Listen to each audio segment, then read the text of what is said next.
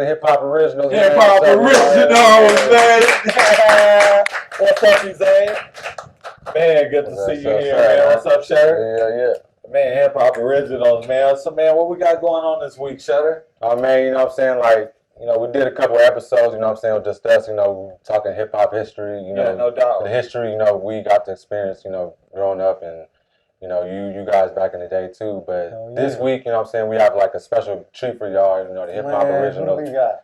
Hey, we got a legendary, you know what I'm saying, like hip hop icon, you know what I'm saying, like pioneer, producer, producer, manager, like songwriter, everything, man. breakdancing B-boy, What's good, fellas? How you guys doing, man? How you guys doing? I'm doing great, man. It is good to be in your presence, my brother. Thank you, man. It's an honor. It's an honor. I know we met back then when you were doing the Mama Luke project, right? Man, so how's that going? And how did that go? We haven't dove into that in a while. You know, there's Shante is Mama Luke's daughter. Right. And she and I, of course, partnered on making this happen. We are actually in our, I believe we're in our decade. Is it officially? I think it's officially. It's been a while, man. It's been since we, you know, made this whole thing go down. Or no, the movement isn't 10 years. It's 10 years since she passed. Wow. Right. So the movement started right after that. So I think next year will officially be 10 years in making this happen. You know. Thank you. And so, you know, life happens. You know, life happens, man. So we've been dealing with some other things, but we will definitely all get back together and address, you know, that movement. Of course, you know, this disease is still alive and well. You know, breast cancer is something that affects, you know, women worldwide. Mostly African American women are affected by this. We look forward to that cure taking place. So until then, you know, we're still going to continue this, but it has, you know, simmered for a minute as we all address other issues in our lives.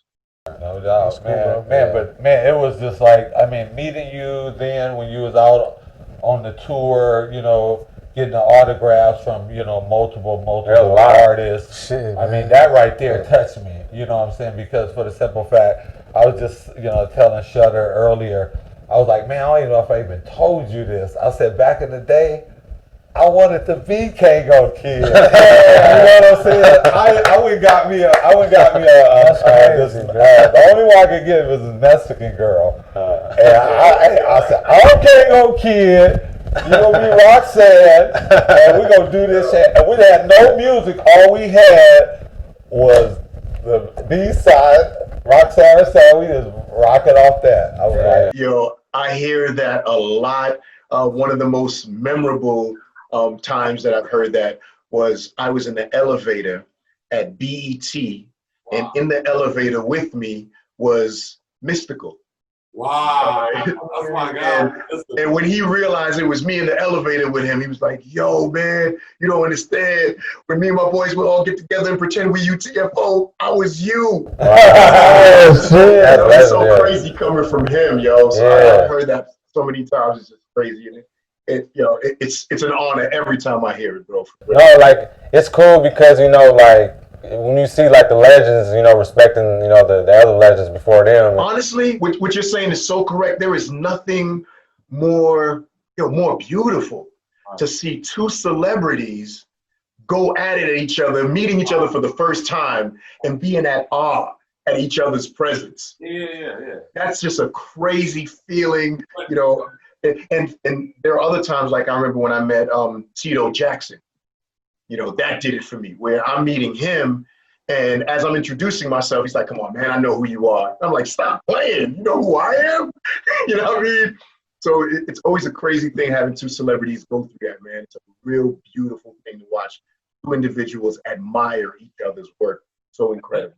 When that happens is I address it appropriately because I understand how that individual feels. And what really woke me up to that was when I met Stevie Wonder.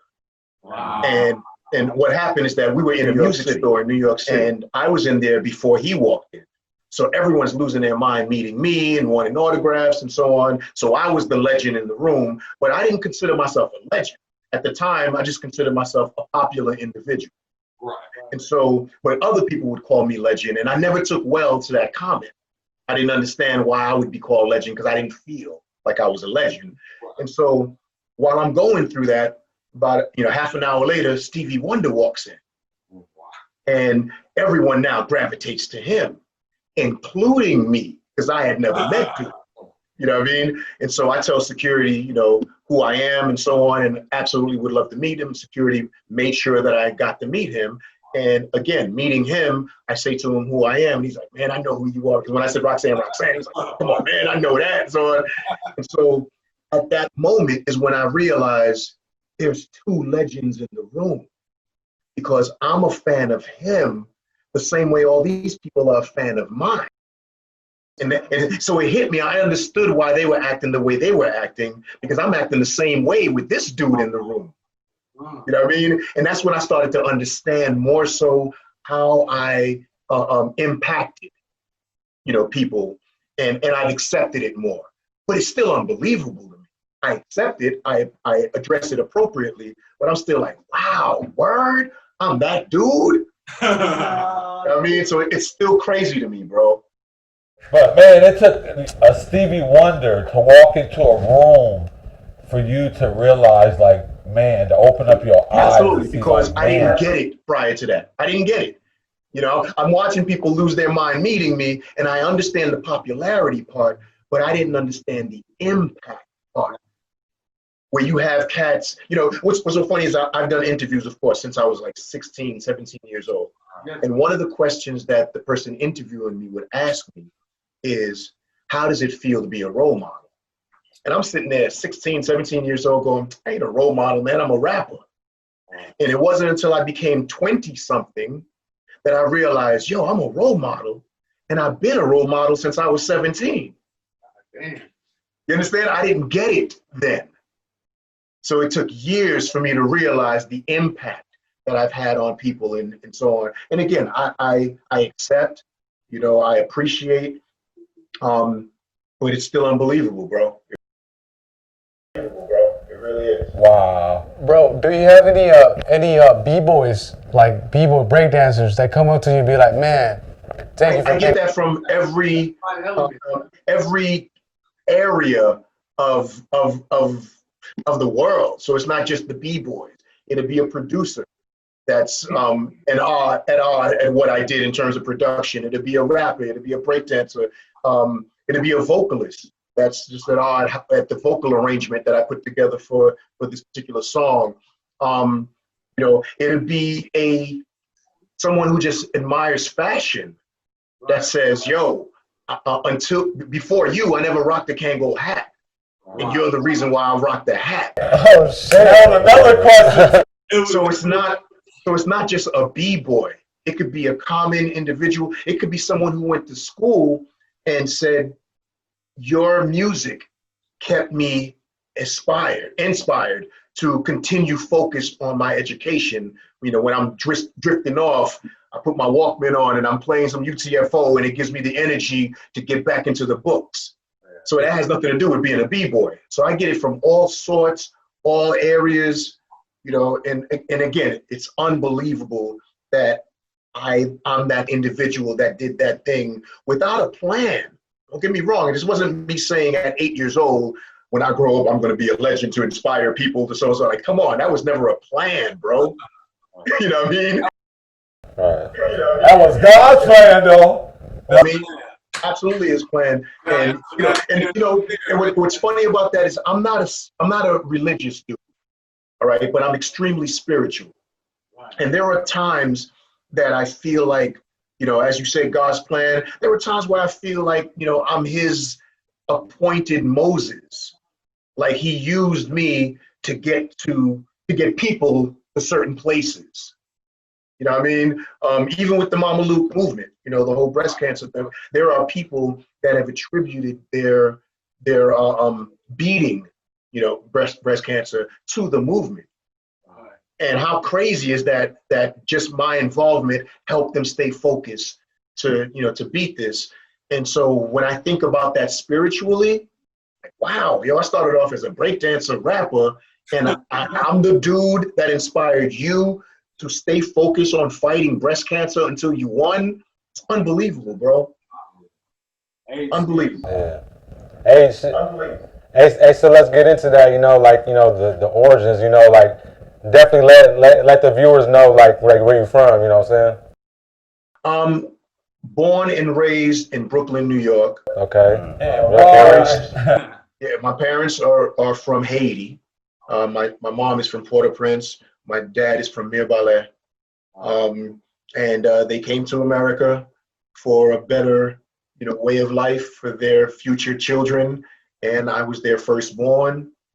And I gravitated to this thing called hip hop, but it didn't start off as hip hop for me because, hip hop didn't exist when I was 8 years old.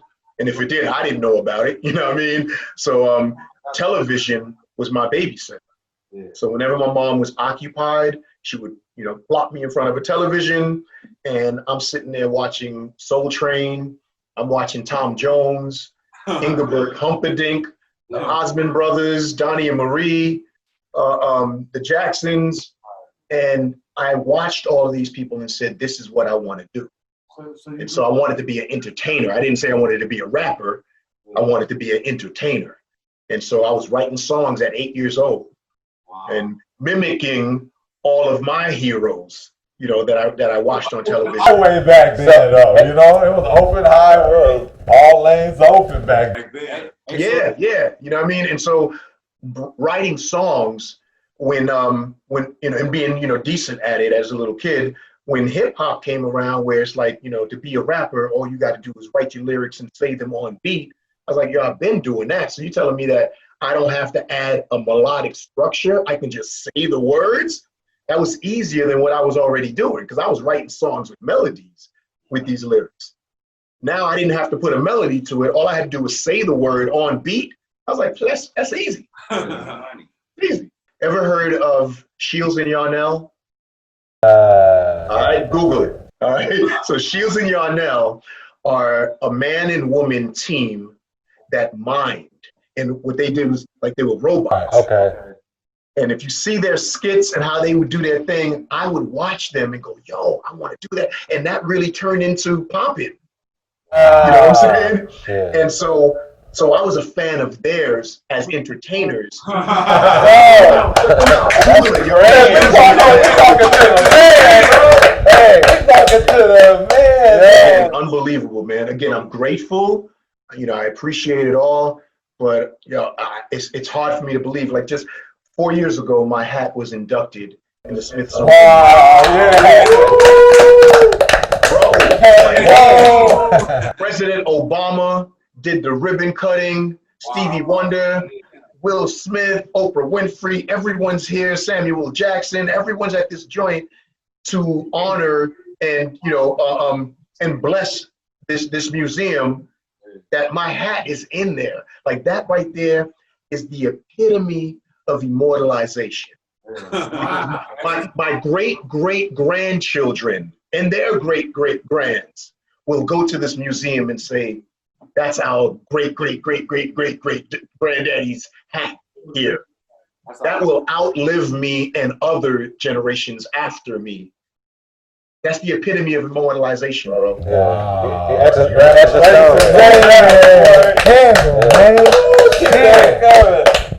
Hey, man, so for those who don't know, I am hip hop's first product endorsed artist. Wow. So before Run DMC had their deal with Adidas, I had my deal with Kangol Headwear. Wow. So I was, so that no deal like that. Now it wasn't a monetary deal because this was so brand new in hip hop. But no deal like that existed where a major brand was backing up a rapper, a hip hop artist. You know what I mean? They didn't even look at us as a form of music.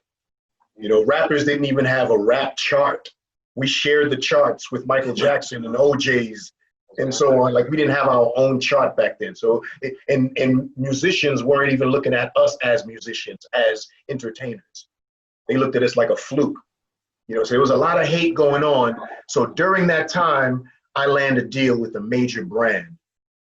You know what I mean? So again, hence why my hat is in that. Hey, and let it be known, man, because, hey, you know, some people, you know, they may think, you know, LL Cool J made the Kangol famous, but it was actually you, man. Like, Oh yeah, you're the man behind it. Shout out to LL Cool J though too, but yeah, shout out to that's baby bro, man. LL is baby bro. Yeah, right. Hey, where you think he got it from? I don't know I'm if just you've seen. saying. I don't know if y'all seen "Don't Be a Menace" and the OG from the hood got a Kangol on. Yeah, the Kangol. Anytime you see the Kangol, man, that's you, man, right there. Like, yeah. Hey, so what's up with the? So I was looking at, you know, even going, you know, taking it back a little bit. You know, tell me a little bit about the Keystone era. You know, you were at the. Well, what's funny about that? Well, even the name itself. What happened was there was a contest at Radio City Music Hall, which actually the preliminaries for the contest took place in the Bronx at Disco Fever. Wow. And my group was the only group that went in to try to audition for both the rap and breakdance. It was a rap breakdance contest. Wow. We were the only group that went in for both. Wow. So we got there, we signed up in time for the rap competition, but we weren't in time for the dance competition. So while everybody is getting ready to go, you know, get their dance audition on, me and Doc, we're just dancing along with some of the other dancers, you know, backstage. So this one kid is gravitated to me and Doc, and he says, you know, are you guys part of the contest? And we were like, nah, man, we didn't make it here in time. And he said, oh man, that's messed up, man. You know, you guys are nice, man. So, you know, he says, you want to dance with me? I signed up. I'm in. I'm like, word? Hell yeah. So when they call us, they said, all right, next act to come on for the audition is Keystone, because that was his name.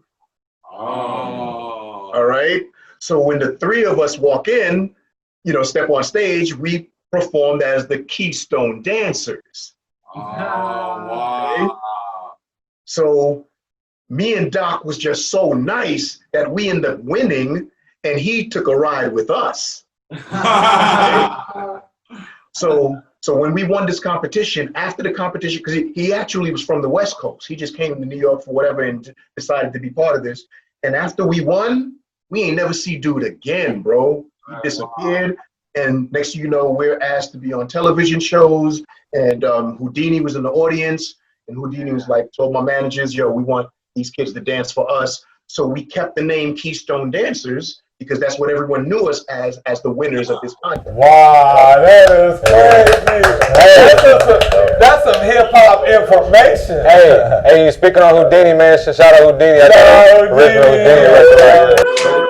Those are the big brothers, man. Those are the ones that taught me how to maneuver, you know, in the world of entertainment, bro. Dope. Those are really cool brothers, man. I got a chance to hang out with them a few times on some tours, and you know, because I'm in the music game as well. But bro, it was cool though. Man, that's some hip hop. They taught me how to be a heartthrob.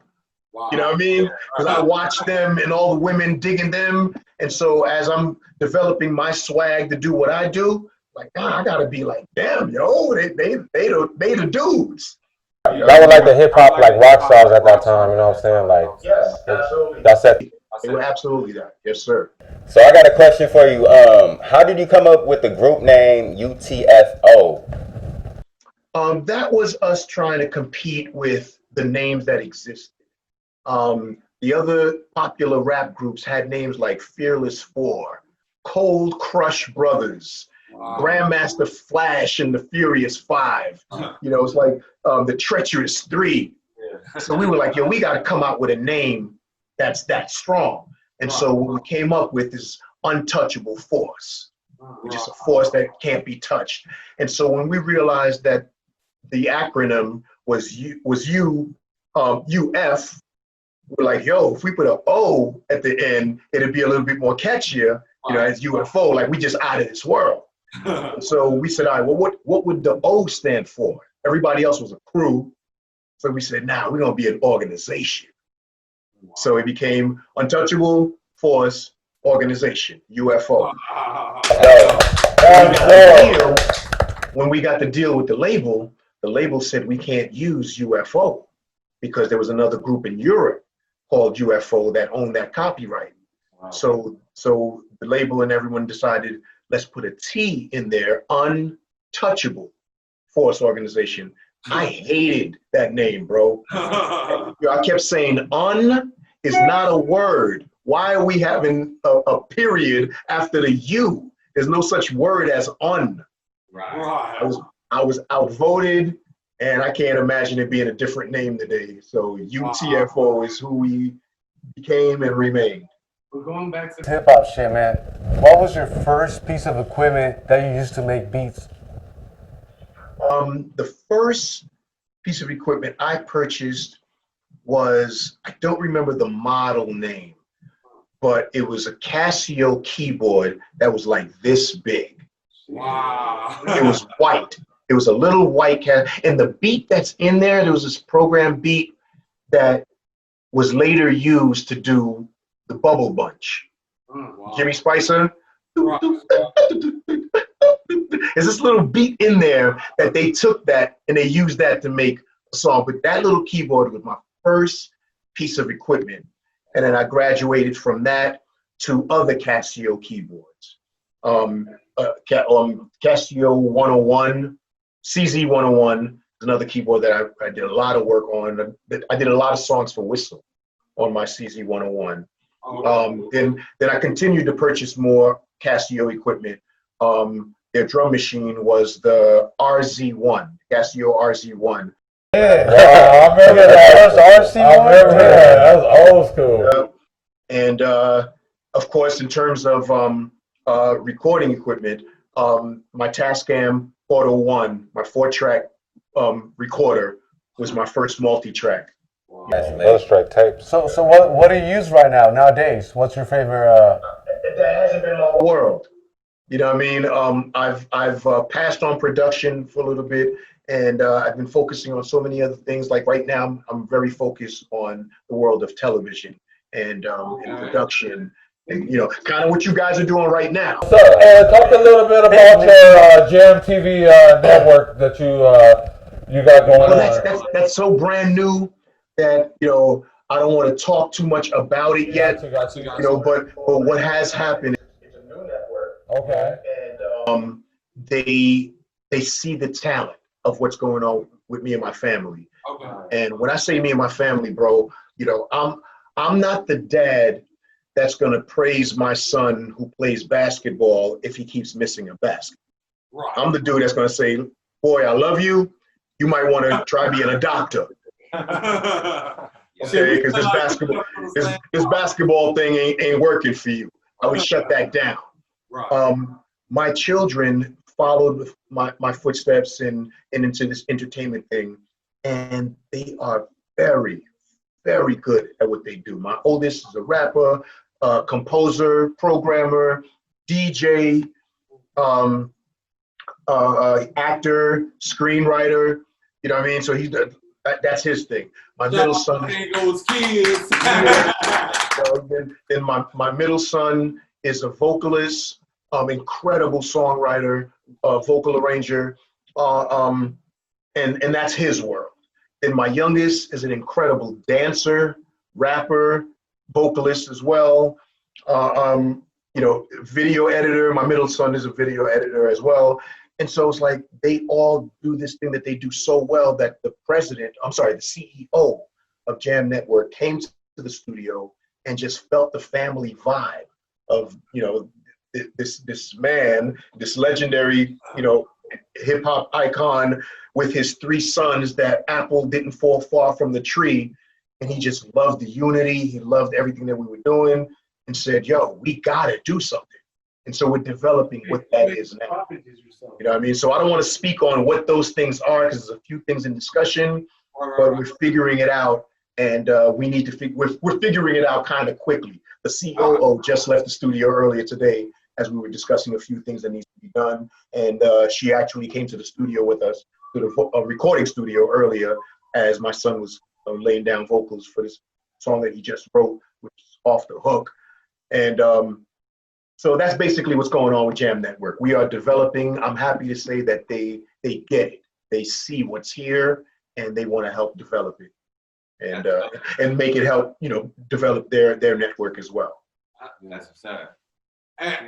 But back to this, let's get back to this U.T.F.O thing. So there's like other members, how many members are in it, and like can you give us some more info about it? It was a 4-man group. The members were, of course, myself, Kangol Kid, Dr. Ice was the other rapper, Educated Rapper was the third rapper, God rest his soul. He passed away, was it 4 years ago, I believe? Or was it 3 or 4 years ago? I'm not exactly sure.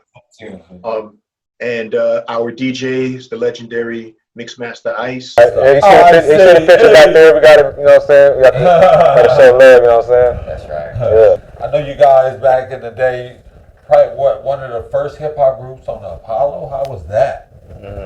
And again, as I was saying earlier, in terms of planning stuff, that wasn't planned either. We didn't know that we were making history as being the first at the time. They were getting ready to close the Apollo. Wow. And they didn't know what they were going to do with it. And so as time went on, they decided, let's reopen it. They renovated it. And the first show to address its grand opening was Hall & Oates. I can't go for that. So Hall & Oates was doing this show, and their special guest was Eddie Kendricks and David Ruffin from The Temptations. All right, legend. And this was going to be a show that was going to air on cable television, which cable was brand new. Brand new. So I think the network was WHT, I think was the name of the network. And so I think that or HBO. I think it's when HBO first came out or something like that. And so we were the opening act, and our performance wasn't televised.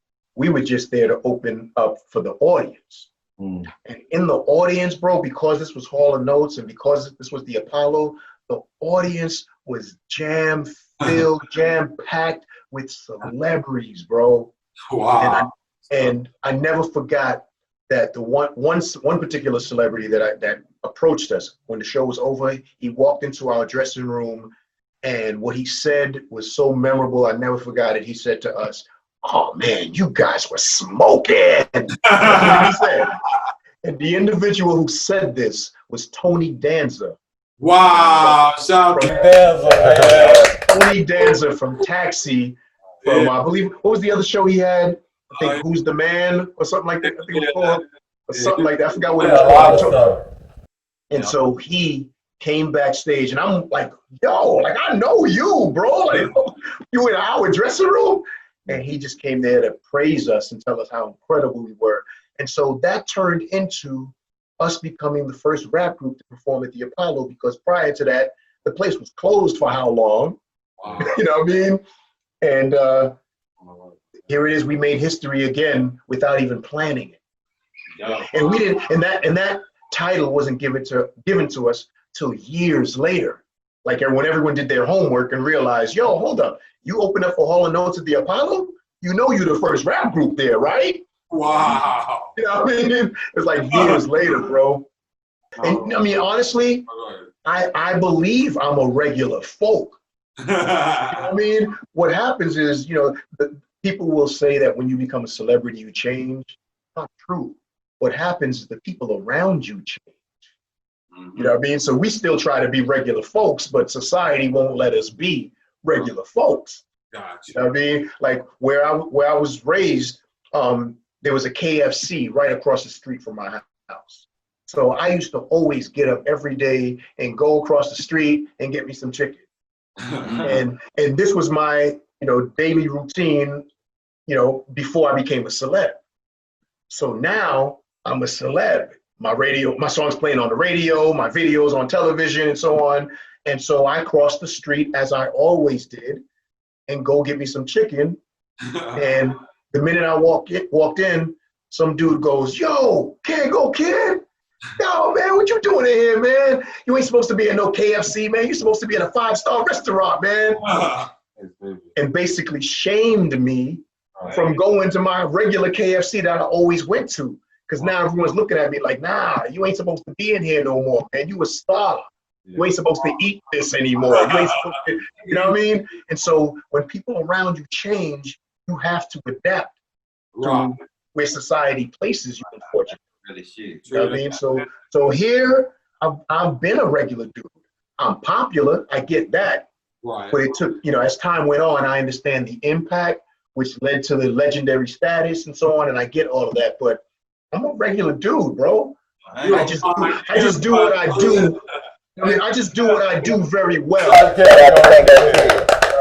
I got a quick question for you, bro. I know you're an artist. I'm an artist as well. I know today most artists have creative control. I wonder, when you were coming up as an artist, did you have creative control, and how was that situation like? You know what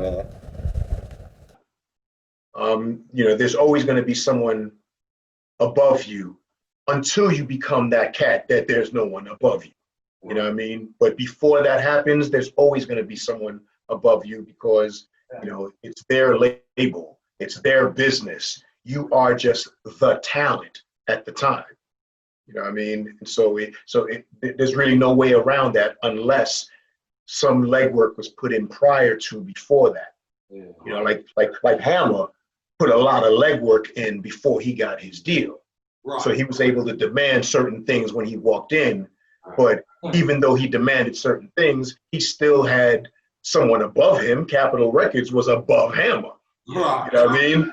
So you're always going to have someone who has the last word on creative control above you until you become that individual that there is no above you. Right. Damn. Those are gems. That's a good big gems.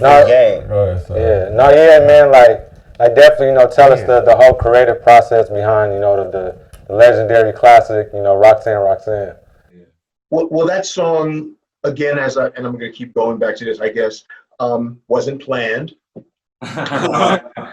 That was Be Fine of Full Force. You guys know Full Force from the movie Party.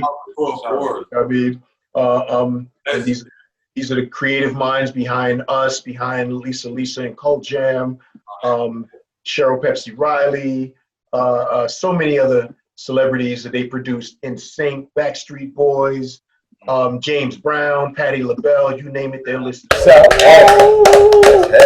lot of people even know that. We presented a song to the record company as our next single, and the song was called Hanging Out. Wow. And Hanging Out was accepted by the label, and they requested a song for the B-side. They wanted another song to accompany it. And we were tapped out of ideas, bro. It was like, come on, man, just put the song out. Like, we'll come up with something in a few months, but, we ain't got no ideas on another song right now. And he insisted that we give him a second song. So Be Fine of Full Force said, all right, fellas, look, let's just do a song called Roxanne. And we said, okay, why Roxanne? He said, I like the name. Okay, fine. What do you want us to write about? I said, all right, Kang, I want you to write about how you're trying to get with her, and you're kicking your best lyrics to her, and at the end of your verse, you don't get her. I said, all right. He said, E, I want you to do the same thing. All right. And at the end of the song, you don't get her. And he was like, all right, cool. All right, Doc, I want you to do the same, but at the end, you get her. And I was like, oh. Why he got to get her? And so B Fine goes, all right, fine, nobody gets her. I said, I bet. So we all went home and we all wrote our verse. And I had a beat that I was messing around with at Howie's crib, Howie T. And that beat is the famous beat that starts the song off. That's the first beat that I programmed that was published. Wow. And so I told Full Force, because no one even cared about the song, bro. You know what I mean? So I asked Full Force, can I use my beat to rap on? And they said, go right ahead. They didn't even hear it, bro. They just said, yeah, fine, use your beat. And so Be Fine created a beat for Doc, and E said he wanted to rap off a big beat. And so, because he had a routine that he always did to that, and he enjoyed doing that, so Be Fine, Full Force decided, fine, we're gonna throw all those beats on this one song. Hey, that's legendary. We did that song in 3 days, man, just to be done with it, completed it. And when we put out that song thinking that Hanging Out was going to be the hit, nobody even cared about Hanging Out. Everyone went straight to Roxanne. And these were the top DJs in New York City. Red Alert, Chuck Chill Out, Mr. Magic. All those cats was like, nah, man, that's the hit. That's what we play. Tell everybody, what happened, when Roxanne and Shante came into the picture. When that happened, that caused so much friction. And here's what happened, because Full Force already had the idea to get a girl to answer the song. Oh. And Shantae's version came out before they successfully put their idea out. Oh. And not to mention the original, when they first put it out, they used our instrumental. Oh. So there was already a copyright infringement issue and so on. So they had to go back in the studio and do it to another beat that they programmed. So the song that you guys hear and know, that's them doing it over. Oh. And so that gave Full Force an opportunity to do what they wanted to do to begin with, which was, have a Roxanne. And so to combat Shantae's version, they decided to call our Roxanne the real Roxanne, to discredit her and say, look, she's some unauthorized fake version.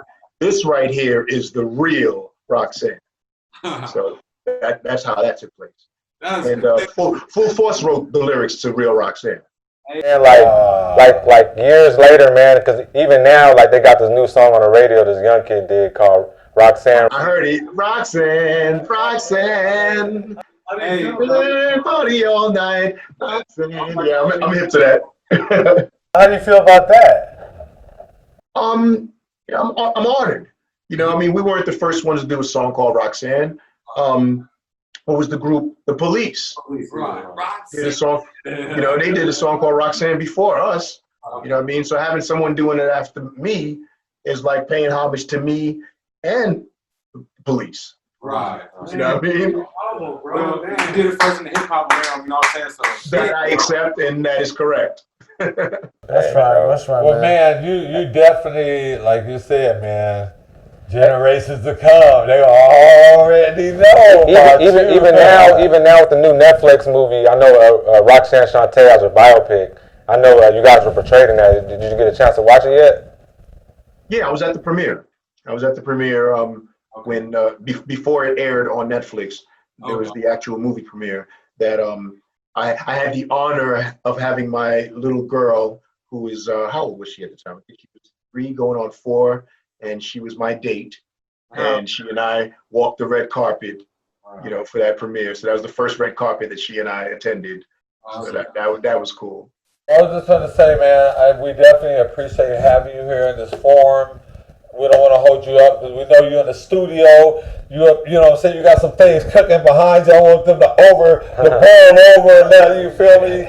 Man, but we appreciate all the information that you gave us and shared with us, man. It's been a pleasure. Hey, quick question, real quick too.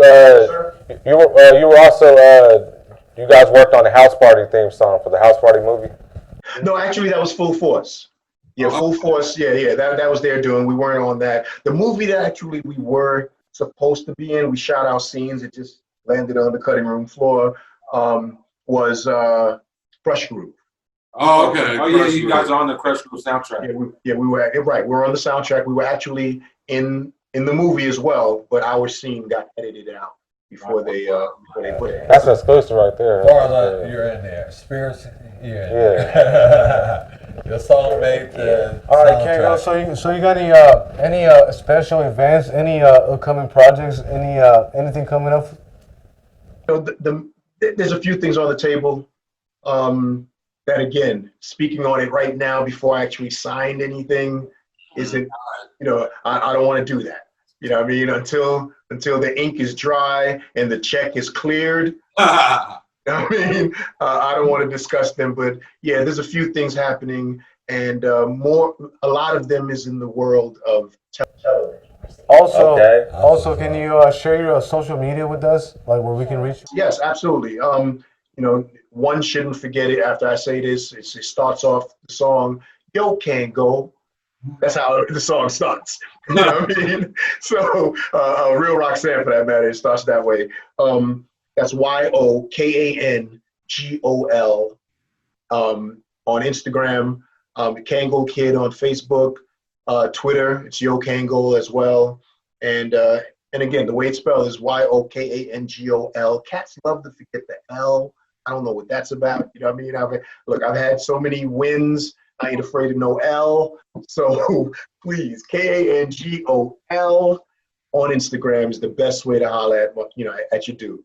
That's right. Man, that's what's up, man. Mr. Kangol King, man. The one and only, yes. Hey, one last thing too. Before we get into the shout outs, do you have some quick advice you can tell the young generation that's trying to get into hip hop right now?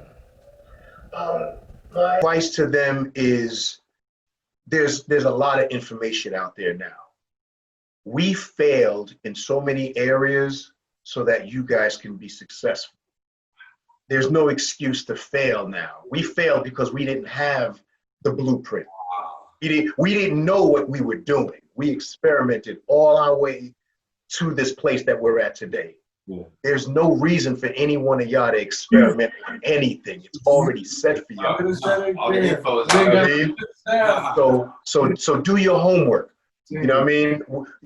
For those that got hit badly in terms of sampling, that got hit badly in terms of signing bad agreements because we didn't know any better, there is no reason for any one of y'all to sign a bad agreement, bro. Like, you know what it is now. You know what I mean? Do your homework. This is exactly what it's called. It's called a music business.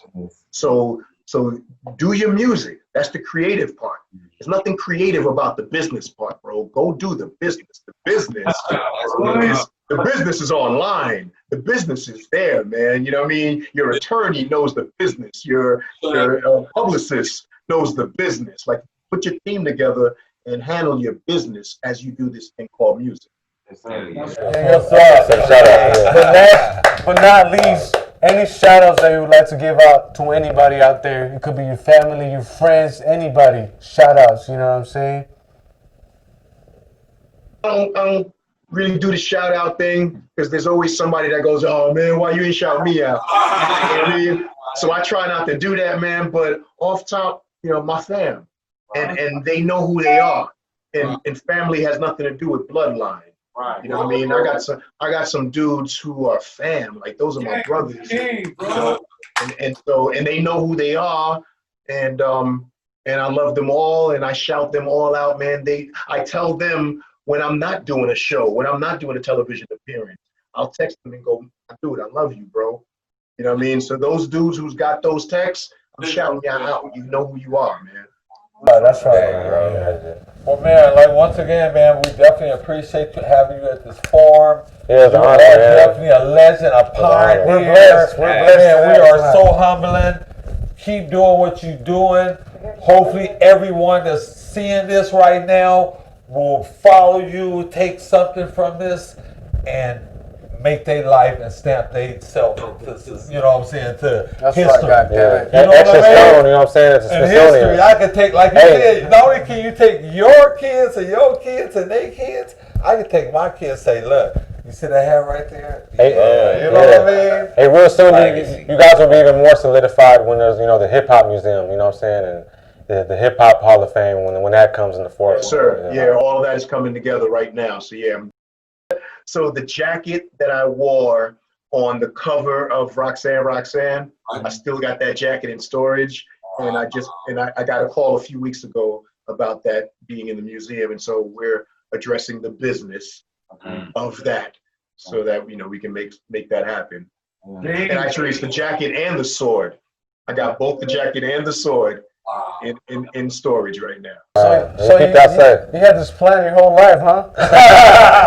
You know what you're doing. You know. Planned for museum purposes. That was planned for nostalgic purposes. I feel you. Have something that I could pass on to my kids. Really quick, he came in a little late. Hey, this is Static Electricity. Yes, sir, man. He is a rap, hip hop artist, producer, Yes, sir. film maker. Yes, so I just sir. wanted to, shout him out as well. He came in a little late, running a little late, doing some other production. We all artists up in here, you know what I'm saying? This is our hip hop original producer right here, you know what I'm saying? Starting there. And artist, I'm an artist as well. And we do it all. What's so funny? Me and Zane is host of the comedy platform, What's So Funny. So check us out, man. You know what I'm saying? And definitely shout out to my mom, Ms. Marie, you know, for help putting this together. You know what I'm saying? Like, you know, like. Yes. That's my sister, man. Yeah. I mean, you guys got different business back then, you know, like.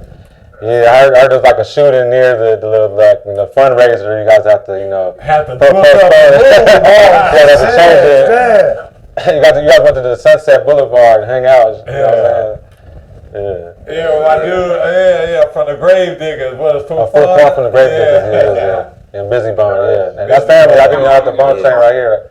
I'm also part of the Bone Thugs family as well. Yeah. Oh, nice. Those are my brothers, bro. Yes, sir.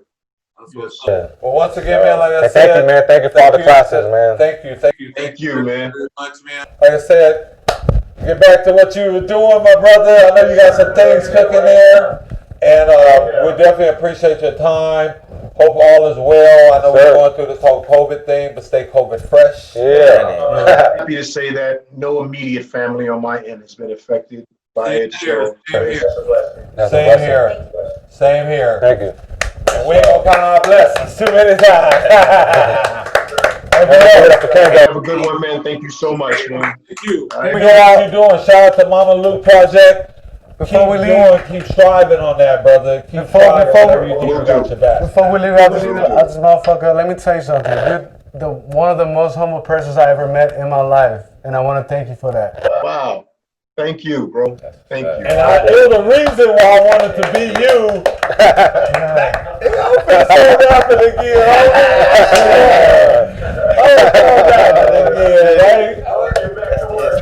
Later, my brother. All right, guys. I gotta ride. Hey girl, just imagine me along the road, switching from silent gear to harmony mode. All you're gonna hear is that's the motor, of course. Don't let it get hot, or you feel the force. Hello, my name is Kangol Kid. You can call him Kangol if you choose. I'm Dr. Ice. How can you tell? You can tell by the move. And I'm the educated rapper, the brainiac and mix master. The 4 is back.